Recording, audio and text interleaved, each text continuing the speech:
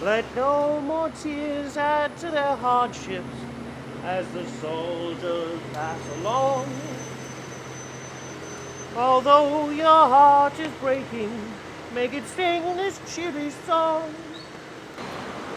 Keep the home fires burning. Lovely voice. While your heart is yearning, though the lads are far away, they dream of home.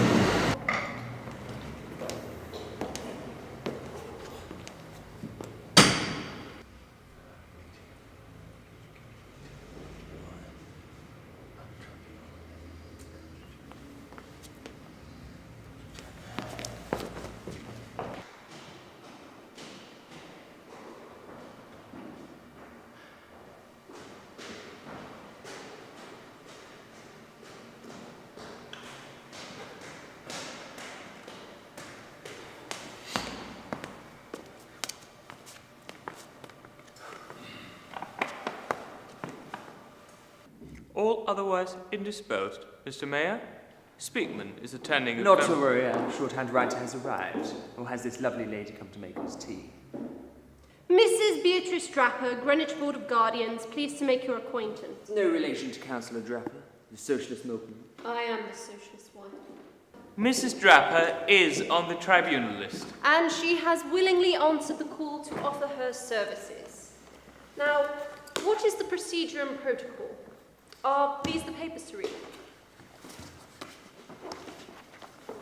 The business needs to be quick. We turn our cases around in 6 minutes. Schultz here will summarise the application in less than 1 minute. Do you think you'll be able to keep up? Applicant in interrogation. Questioning in less than 5.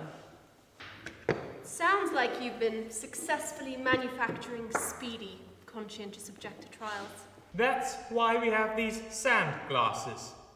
A 1-minute glass and a 5-minute one. We're vying with the tribunal and Battersea. They have the record. 50 5-minute hearings within one sitting.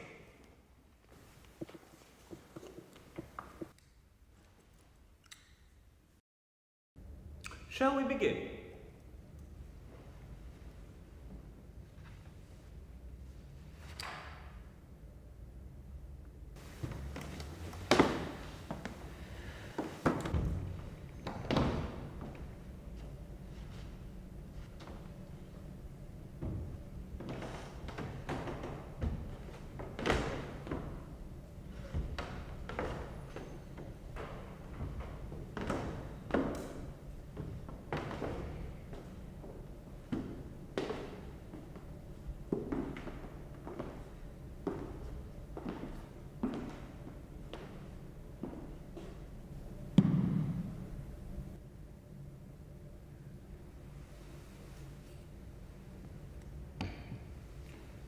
Jeremiah Hubert Spencer.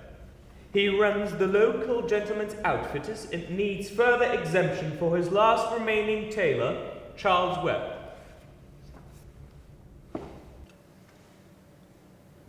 I cannot carry on the business without Mr. Webb. What makes you say that, Mr. Spencer?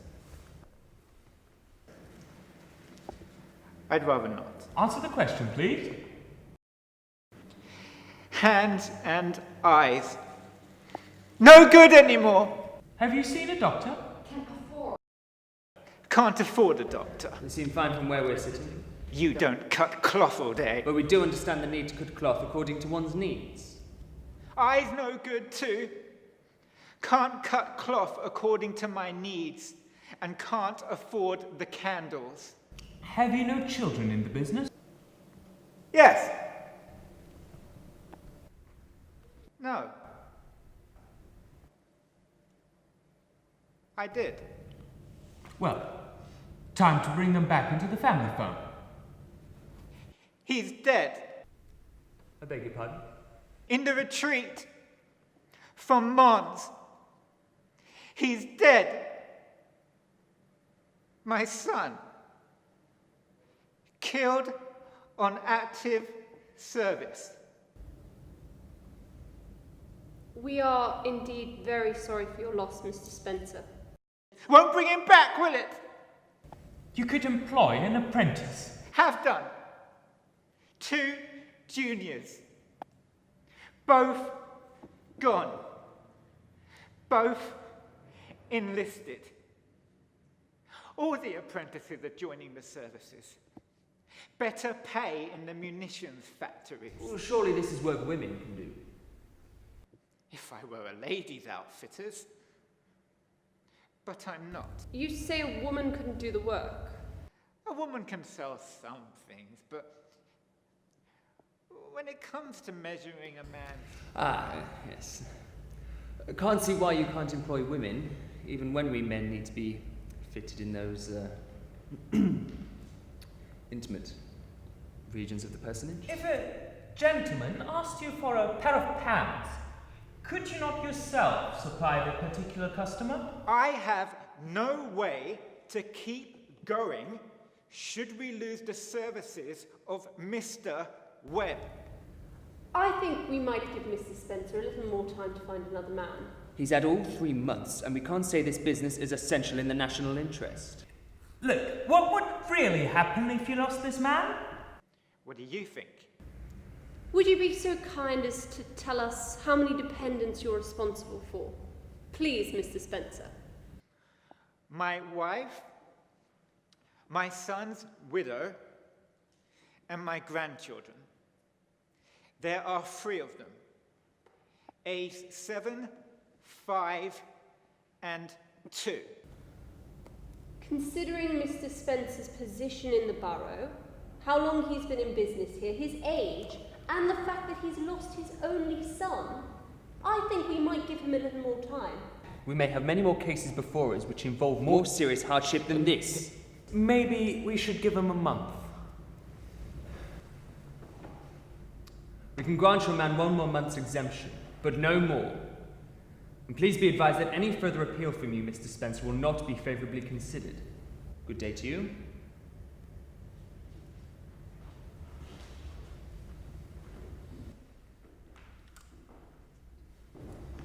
Well, I think we've done some good here, did we not?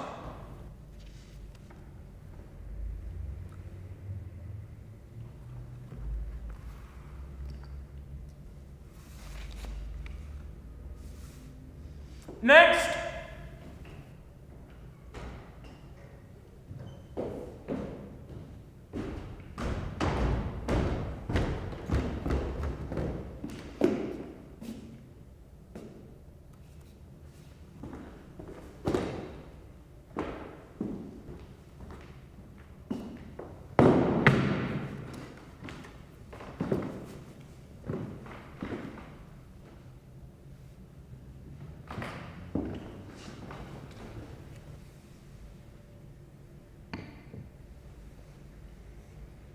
Mr. Harry Haskett, painter and decorator of 10 Arbinger Road. His grounds are rather unclear, but include exemption because he has a subcontract in respect of cottages for munitions works. He is a conscientious objector and a vegetarian. So you're a vegetarian? Oh yes, it all goes together, doesn't it? Being conscientious, objecting, and being a vegetarian. Well, Mr. Haskell, we're not looking for cannibals to eat the Germans. We just want men who will fight. It's the same thing. Not necessarily. Your conscientious convictions, Mr. Haskett. How long have you had them? For as long as I remember. We need evidence of how long your memory is and of how reliable it is. Well, 14 years if you do insist. And what is your religious denomination, sir? I believe in God. And God says, thou shalt not kill. Are you a Christian, Church of England? No, the other lot. You mean the Free Church of Deptford? Yeah, that would do. I believe in freedom. But I am the president of the Free Church of Deptford. And you If are... the Germans came to Deptford and started knocking your mother about, what would you do? Whatever, I'll time finding her because she's buried in Chatham. What if the Germans started knocking you about or your friends? Listen, mate, I'll be out of here a long time before them bloody Germans come along. Watch your language. There's a lady present. Is there anyone dependent on you? Yeah, my old father in Telegraph Hill. Suppose the Germans got into Deptford secretly without your knowing. Right. And how'd they do that then? Land in the dockyard in the middle of the night? Overcome the guard? Or land by Zeppelin? Suppose the Germans came to Deptford and attacked you and your property. They wouldn't. They'd attack your property, mate, Mr. William Wayford, factory owner in Deptford and landowner in Kent. They got a lot to come after you for, mate. You know, lovely big house you got yourself in Monk's Alton, and your lovely big farm. Anyway, I should take my father out of here. Where would you take him to? Somewhere a lot nicer than this dump little borough. Then you're prepared to let others fight for you? They're not fighting for me, they're fighting for you! And all your money and your privilege and your fancy clothes. I take it we're all agreed? Oh, yes, Mr. Big Rich Mayor, if you say so. And you hope them other two will say so, and all, don't you? I think we do say so. Your appeal is dismissed. What about my conscientious objection? You ain't even heard it yet. Yes, we have. It is dismissed. No, it is not dismissed. It's gone before a higher tribunal than any of you, and it is my conscience, which must be obeyed. Well, you'd best take your conscience away with you. Do you know what, love? You'd be a lot nicer if you had one. Don't be abusive, or we shall call the constable. Don't worry, I'm going anyway. Good riddance to a lot of you bloody parasite profiteers!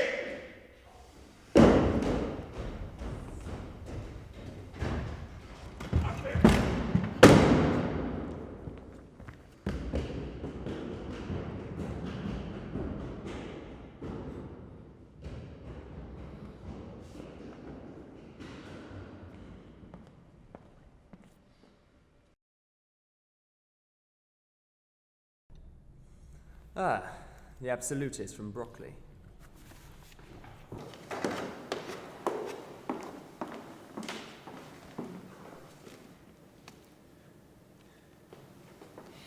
Mr. Albrow is a conscientious objector.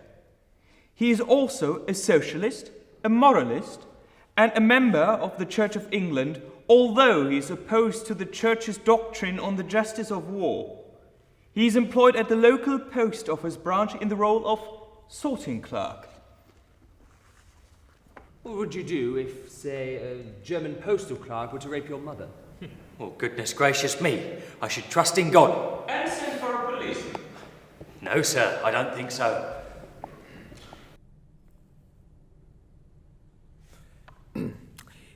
You say in your statement that you used to be in the Church of England, but no longer agree with its Christianity. Isn't that a contradiction? Oh, yes, it is, but such is the way of life in God's world, is it not? Does your body belong to God? I still believe that it does.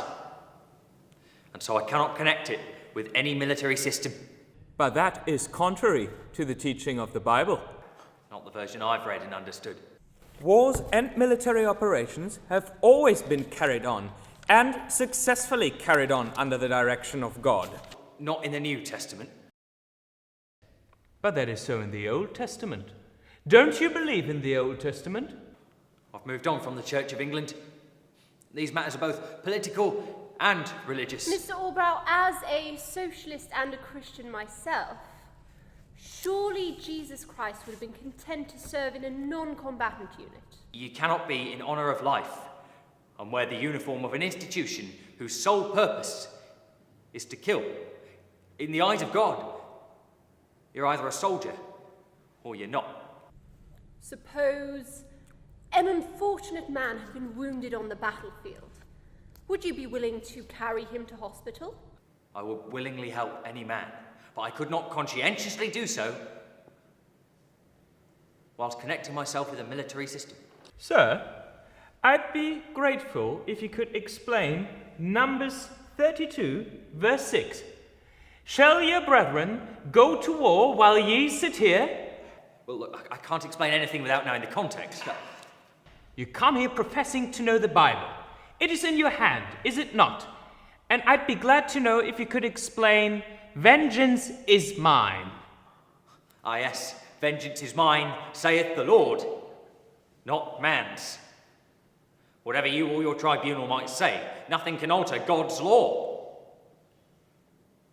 Thou shalt not kill. It's not be done, man! Go and fight! I will not, thank you very much. What if a German rushed at you with a fixed bayonet? I don't think I'd know what to do. What kind of man would allow a German to rape his mother? Are you really that kind of man?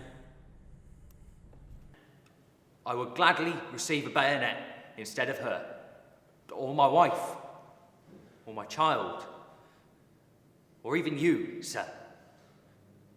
But under no circumstances would I take a life to save a life. The point is in the implication of your beliefs.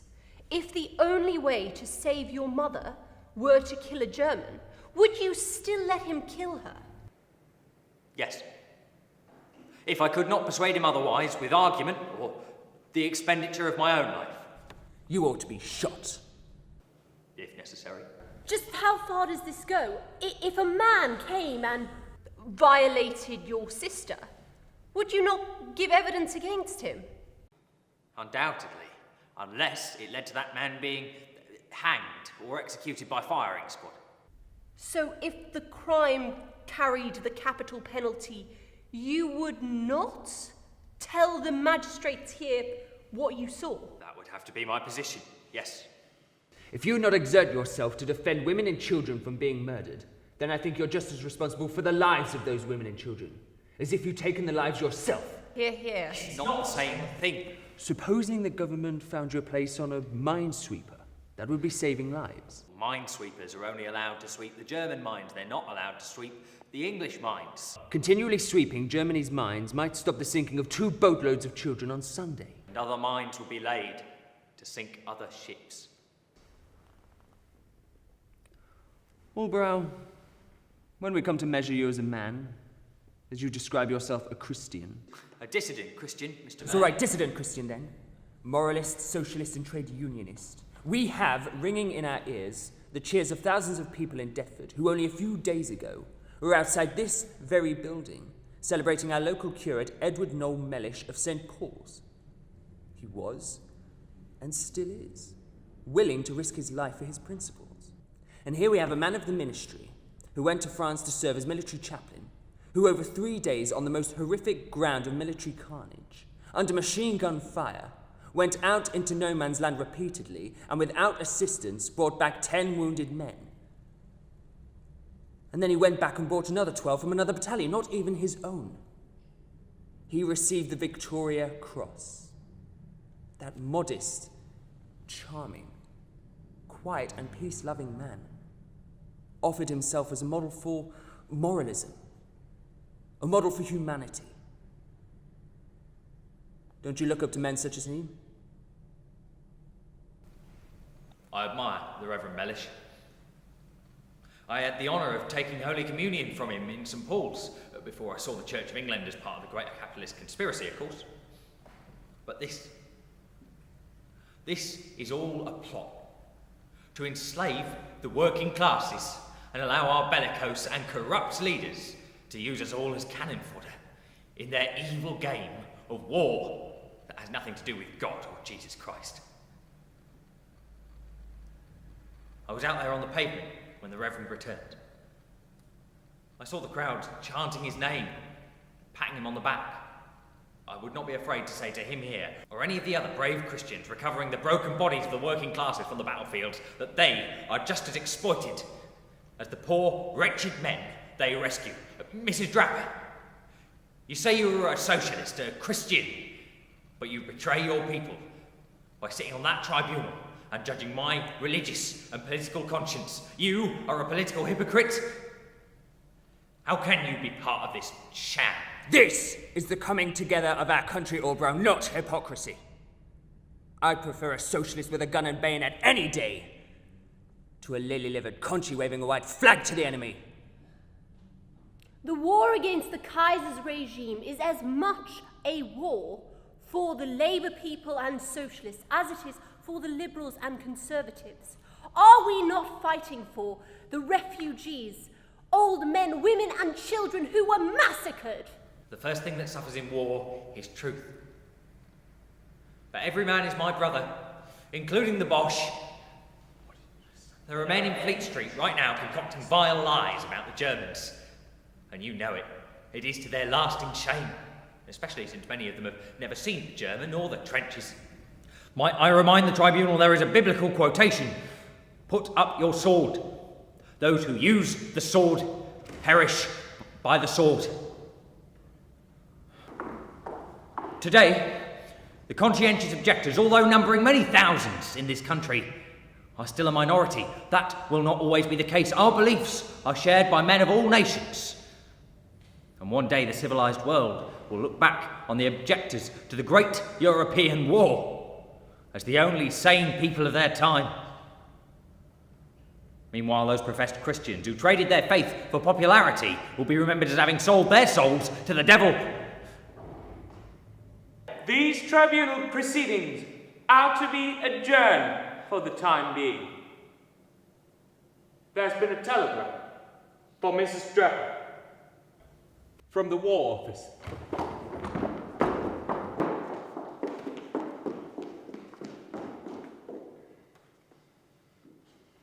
Open the curtains and let some light in.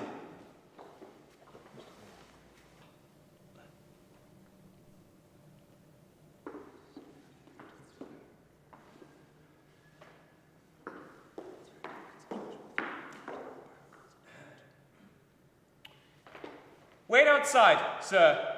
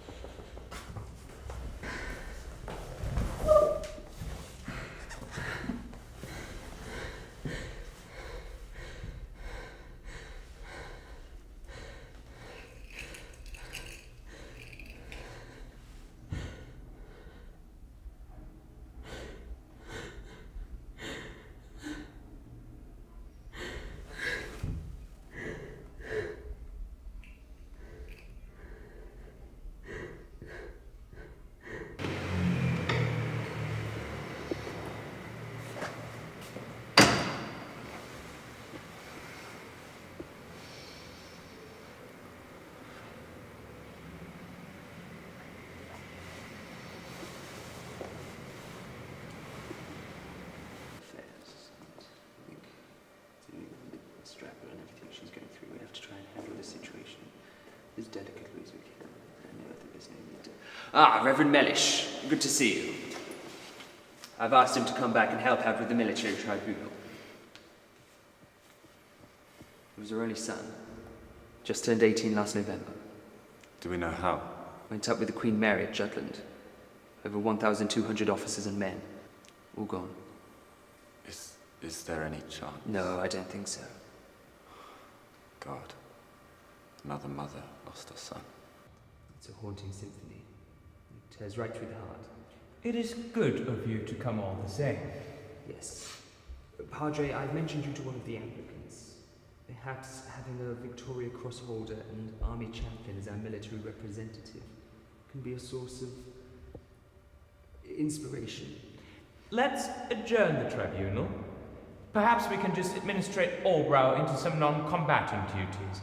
If he appeals, then all this fuss can be for another place. Indeed. Don't think there's any point to letting this drag out.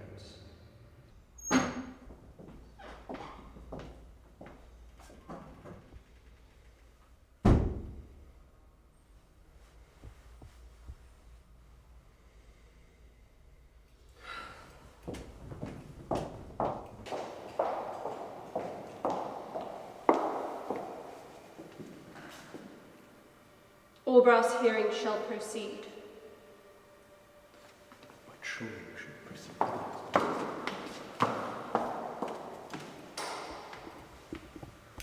Mr. Mayor, I don't think it's now best. Schultz, we're in no position to disrespect Mrs. Draper's demand.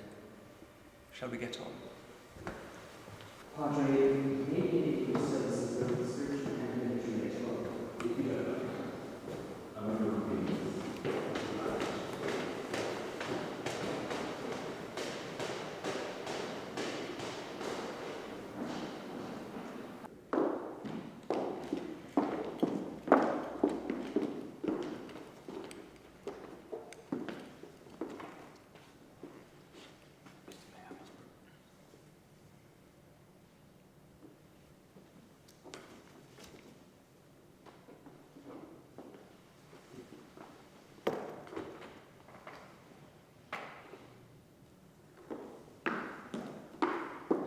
close the curtains, please.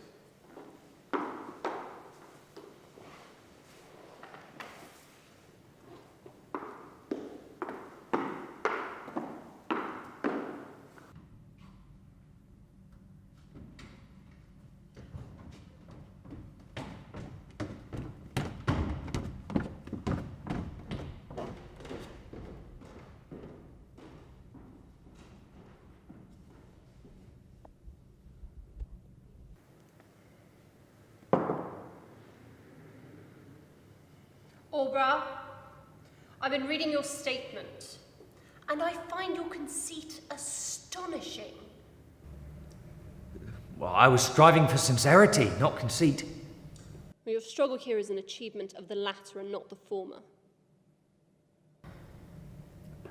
I do wish to express my... Your sheer excess of pride? I wanted to offer you my condolences.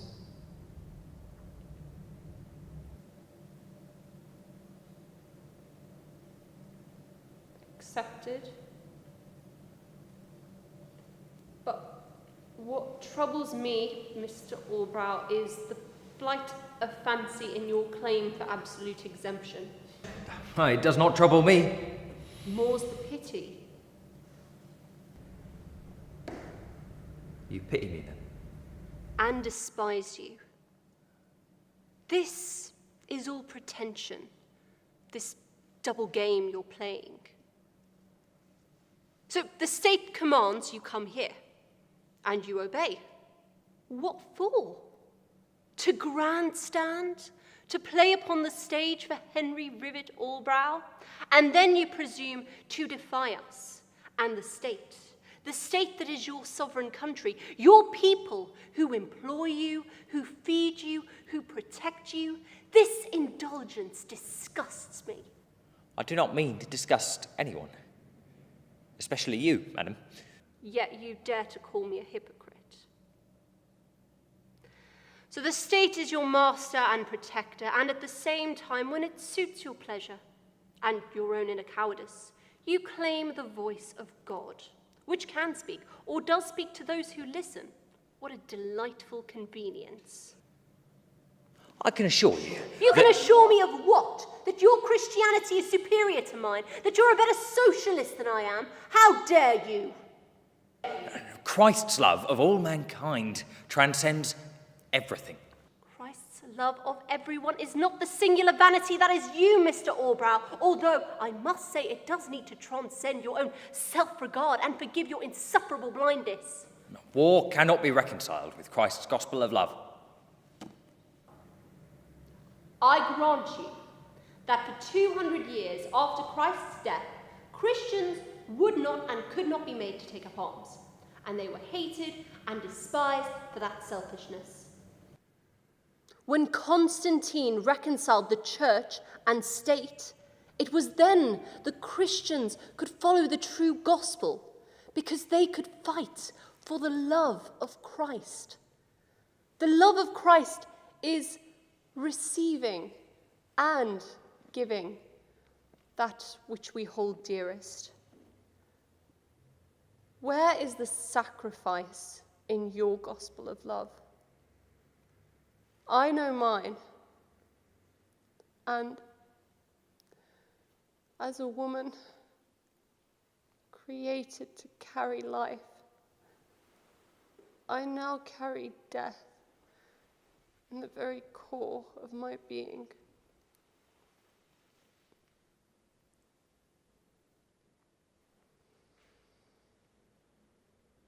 The love of Christ means that I am reconciled with the war against evil. When you fight evil, it consumes and destroys as much as it liberates and protects all that is good in this world. That is the sacrifice, the price we have to pay as Christians. And that is so much more noble than the self-exaltation of you. A pathetic man. A pathetic man who is always saying no It is absolutely no with you, isn't it? No is nothing. I look at you and I see nothing. That is what you are. The foul and despicable taste of absolutist nothingness. Behold the eye, your narcissism. I'm so sorry.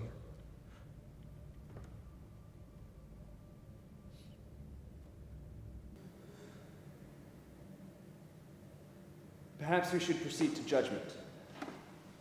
Perhaps we should. There's nothing more to be said. These tribunal proceedings are adjourned for ruling.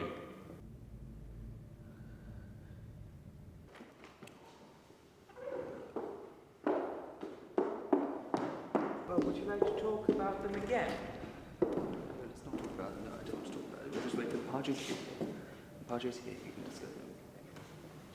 I'm sure he'll sort it out. Padre usually does.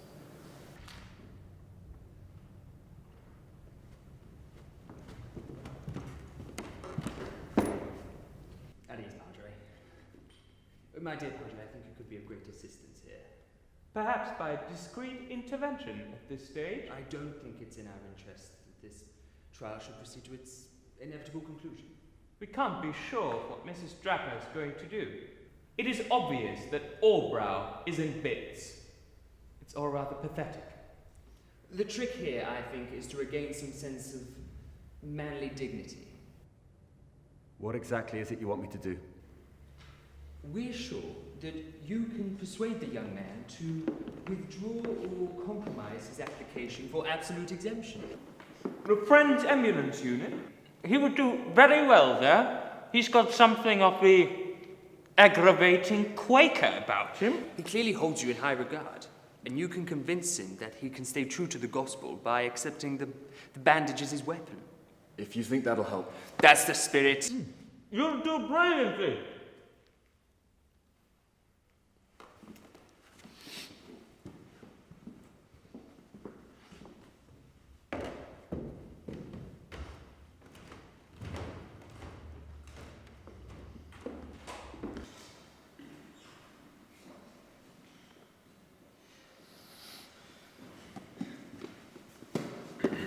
Henry.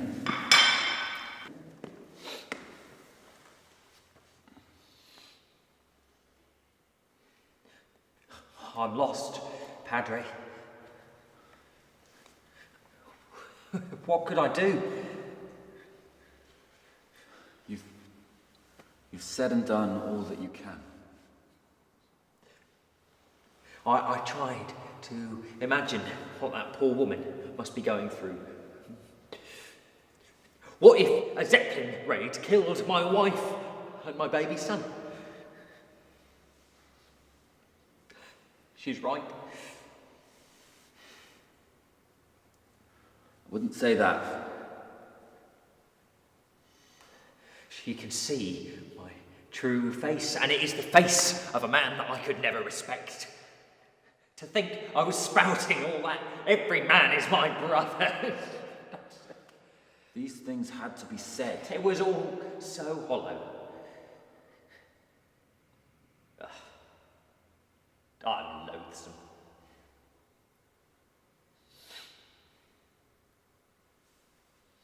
She was only seeing the man, the men who killed her boy.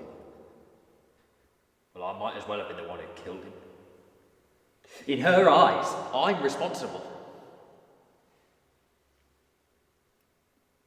Well, in a way, we all are.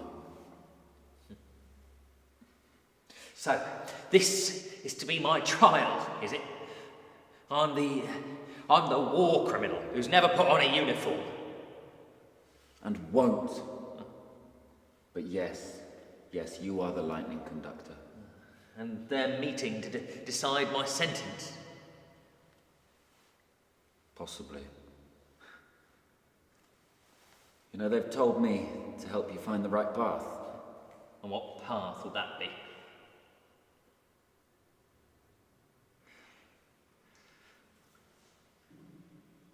I don't know. Perhaps just the path that you want to take. And you? What path would you take?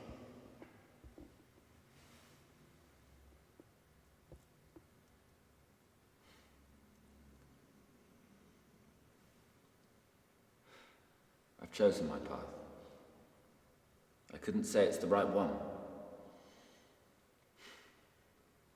They think I can convince you to put on the King's uniform. You know, as a non-combatant. And can you?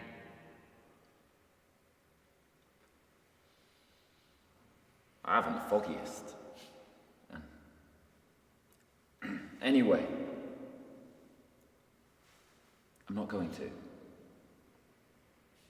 You're not? No. You see, of the two men in this chamber, you are much more the man of faith than I can ever be.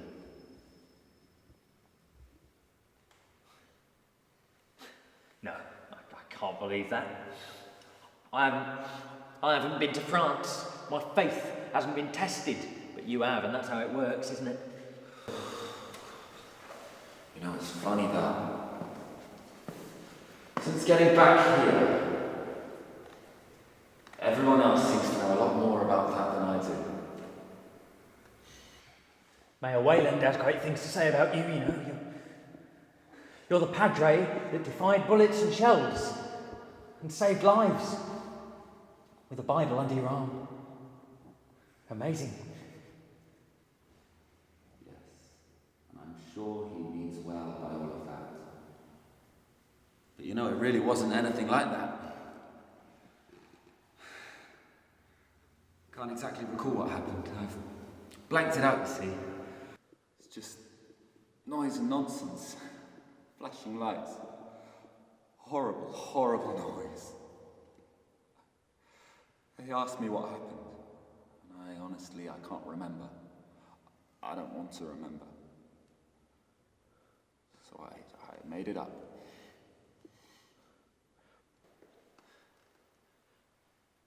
But the people you saved, surely...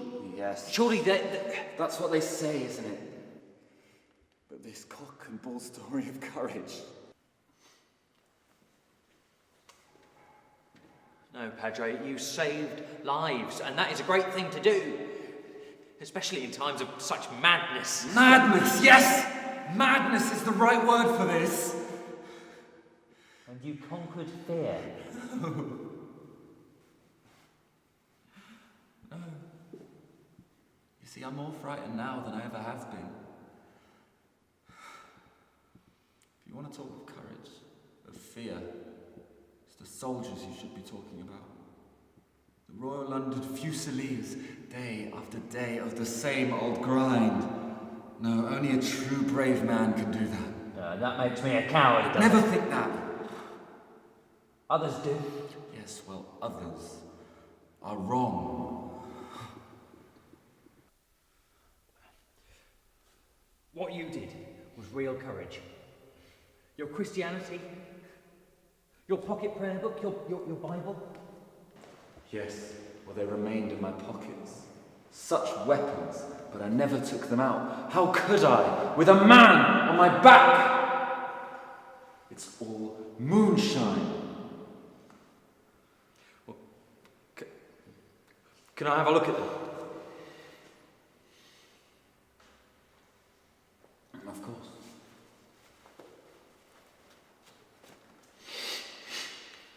Would you mind? Sorry, of course, yes. It's all rather embarrassing, really. I'm obliged. Oh, you've got a few markers in here. Elahai. Elahai, lebach, sabach, honey. my God, why hast thou forsaken me? That's what he said, isn't it? That's what who said? Jesus, on the cross, when the sky went dark. What I'm saying, Henry, is your faith in your defiance, your refusal to fight, that's what will save you. See, my faith is gone. Now, I can't believe that. Look, have you got a picture of your wife, your son? Have you got that? Yes. Would you show me?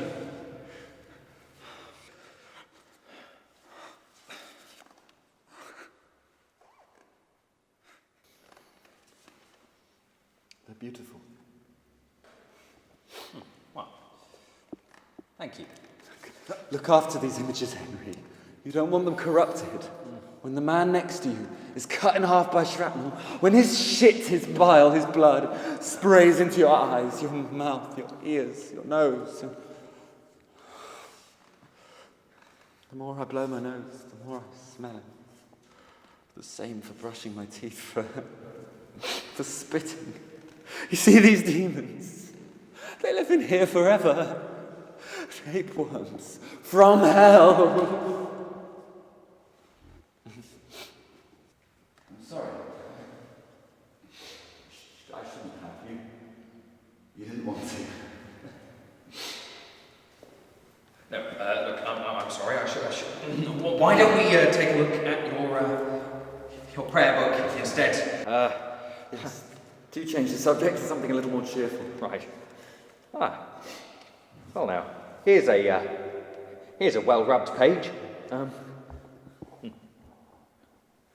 Go forward on your journey from this world, Christian soul, in the name of God, the Father that created you, and in the name of Jesus Christ, who suffered for you. But I can't read towards the end of the page. There's a stain. In the name of the Holy Spirit, that gives you strength. Amen. You see, I've said that one many times. And the stain? Must be sacramental wine. You know, that prayer reminds me of Sergeant Riley. I'd like to sing Cockney rhyming songs, did Riley. I don't want to join the army. Do you know how that one goes? No, I don't, but I should very much like to hear it. I don't want a bayonet in my arsehole. I don't want my bollock shot away.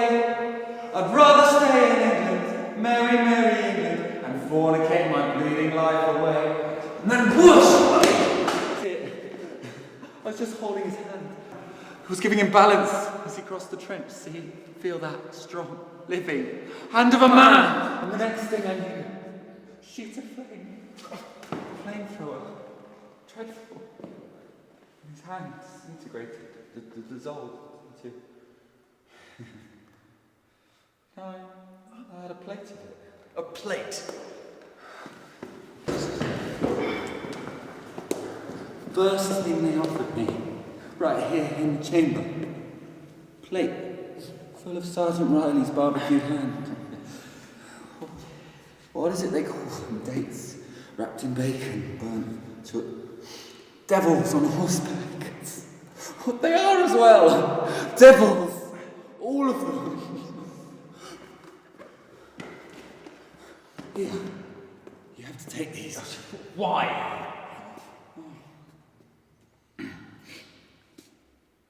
When I got to France, I was nothing but an idiot in a dog collar, with a Tommy's helmet too big for him. And now I'm back here, and it's so much worse. You know, they got my boys from my youth club. They lined them up, they gave them uniforms, they gave them rifles. Some of them are 9 or 10, barely scratching, 4 foot high. They had them welcome me home. Nothing makes sense here anymore. I need to get back to France, back to my Fusiliers. Please, please, take these. Oh. Look, you have your faith. Mine's gone. Please, use them, Henry. And good luck. God bless you. I returned to the Western Front. and tried to save lives and give comfort to the London Fusiliers. They awarded me a military cross. But the likes of Henry Albrow. Decision of the Deptford Military Tribunal, 18th of August 1916. Henry Rivet Albrow. Application for exemption under the Military Service Act 1916. Faced persecution and ignominy. Decision of the Deptford Military Tribunal, 18th of August 1916. Henry Rivet Albrow. Application for exemption under the Military Service Act 1916. Application for conscientious objector status. Refused.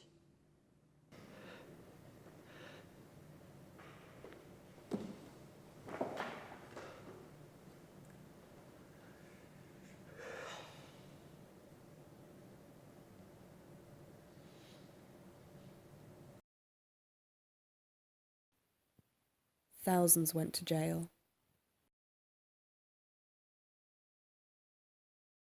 They even sent Henry to France with some others in a plot to have them executed in the front-line zone for refusing orders.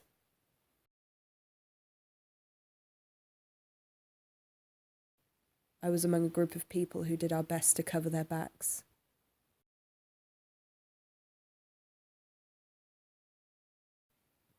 Though we couldn't stop poor old Haskett from being shot in an abattoir.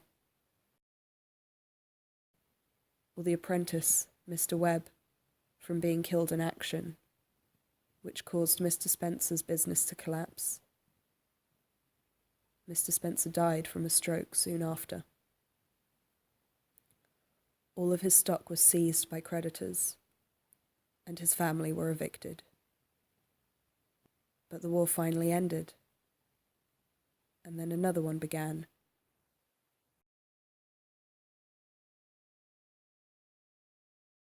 And with it came new trials.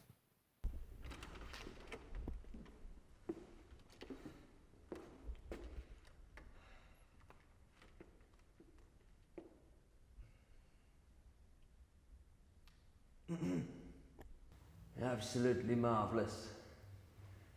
That can come back and be of service. We really dished it out to the countries in the last show. And now we can give them a good hiding, now we have to do it all over again. I'm afraid a lawyer from the National Service Office urgently needs to speak to you, sir. Very well. Send him in.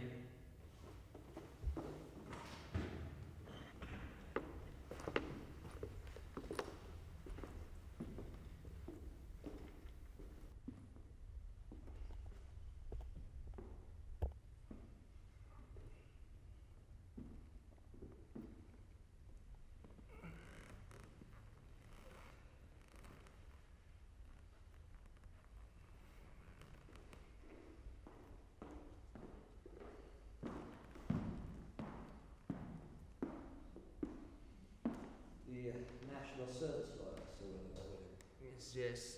How do you do? Yes, Albrow's the name. From the new tribunal secretary.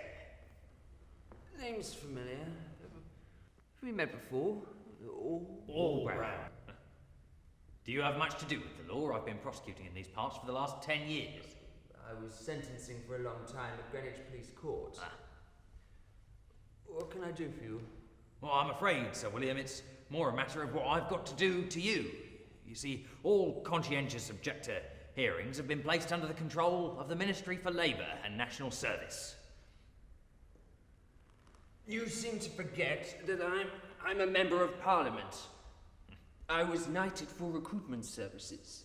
Yes, in the last war. But I'm afraid all of this has been misconceived. It's a different war now, and a different system. Oh, this is nonsense. Well, surely you realise how essential I am. I'm afraid you've been disqualified. You have criminal convictions. 1920, for running an illegal lottery. A piffling fine of 3 guineas. And the more recent fine for allowing a bonfire to go on burning in your fields at night. It was only £1. It lit up the Kent countryside for miles around and led the Luftwaffe straight for London for a bombing run that cost many, many lives. I'm afraid all the trials you've held in the last fortnight are invalid. Your orders quashed. Mr. Scott here has my warrant from the Lord Chancellor. He'll show you all the relevant paperwork. Now, I suggest you return to your hop farming. No. I'm a former mayor. I've got friends in the War Office. They'll be furious when I tell them what's happened.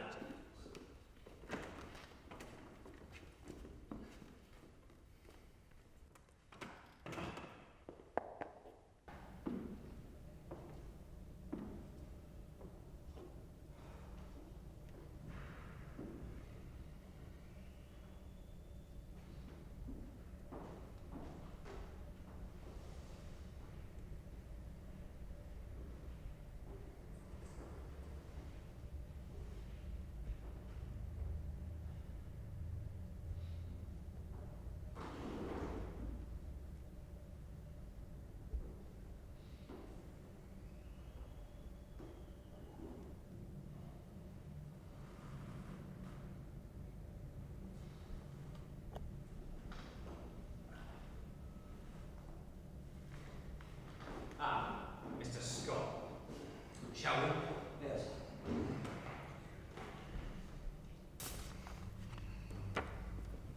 No, we won't be needing those. Let's put those to one side.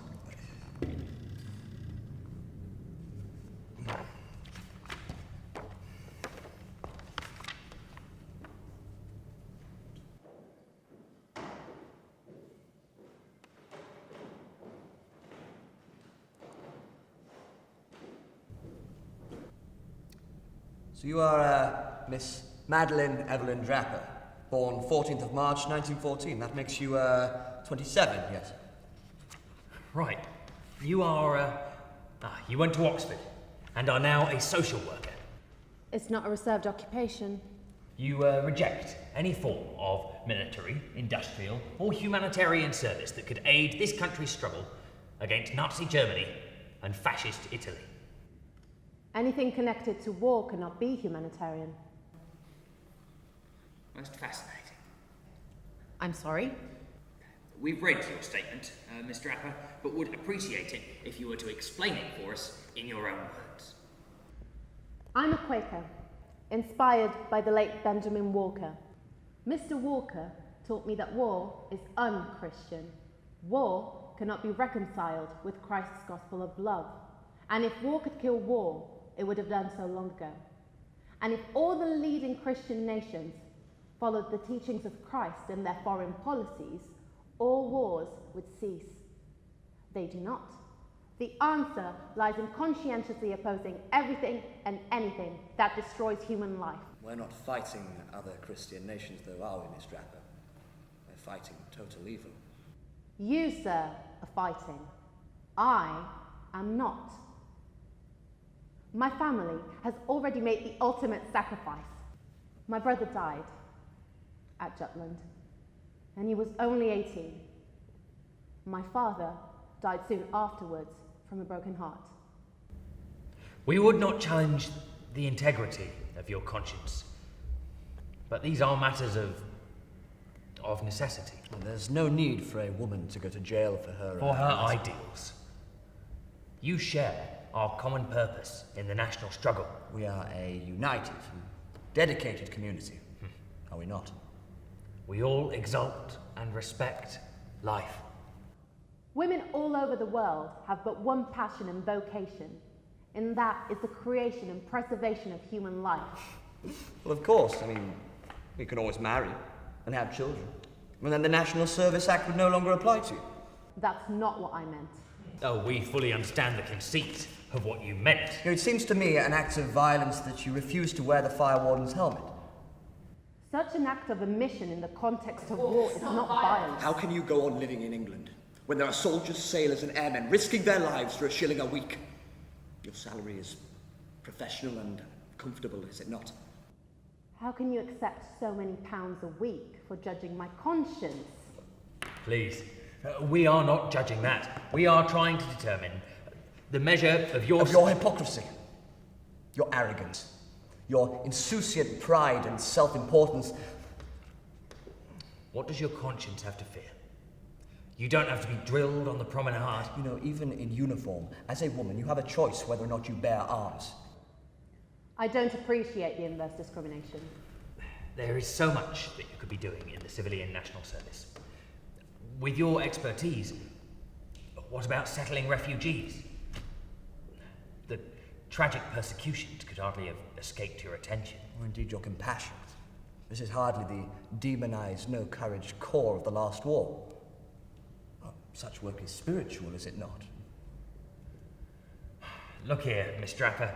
We don't want to send people like you to prison. Can you pay the fine? I can, but I'm not prepared to. Would you be willing to pay it if, we say,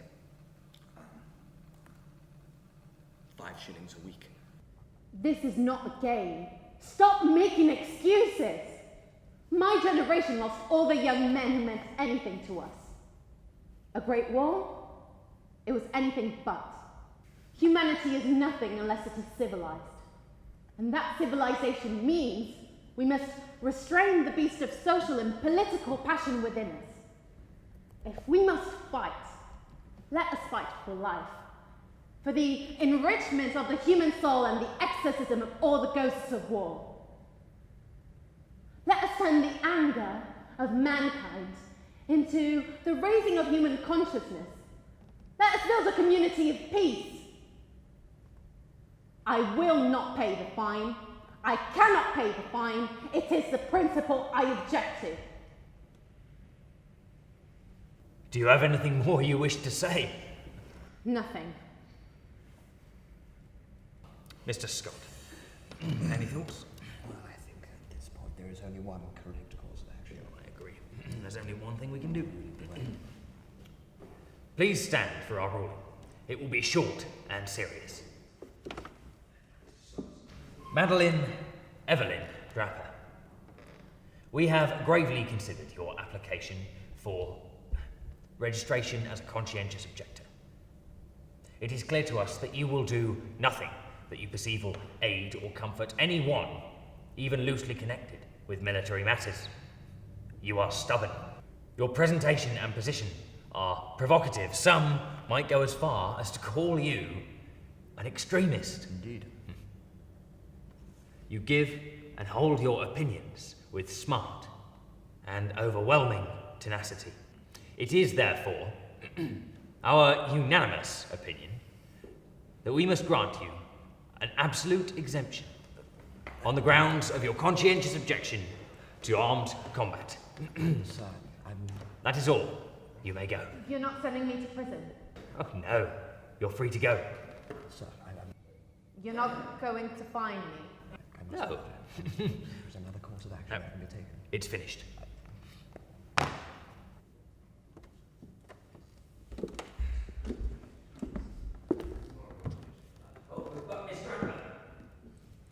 Yes, Miss Albrow?